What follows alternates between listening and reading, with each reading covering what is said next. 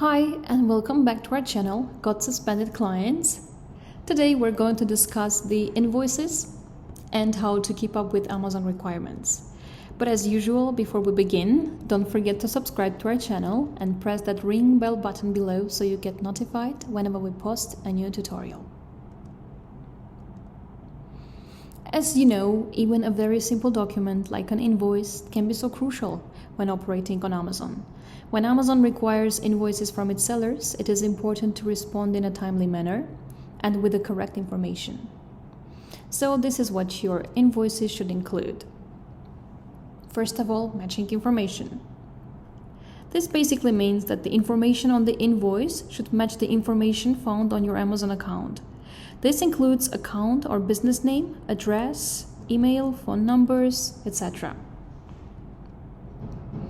Also, the correct quantity of purchased items per ASIN and the unit cost for each ASIN.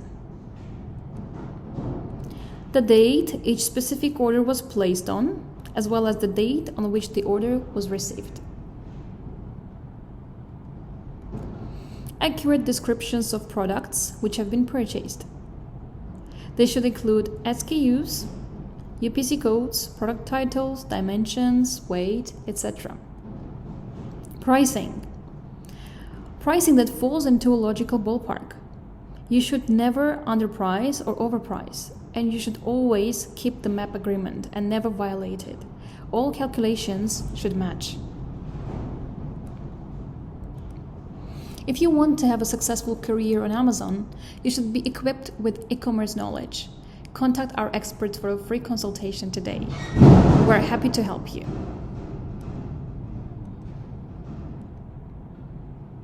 If you like more content like this, please visit our website gotsuspendedclients.com and make sure you follow us on our Instagram and Facebook pages.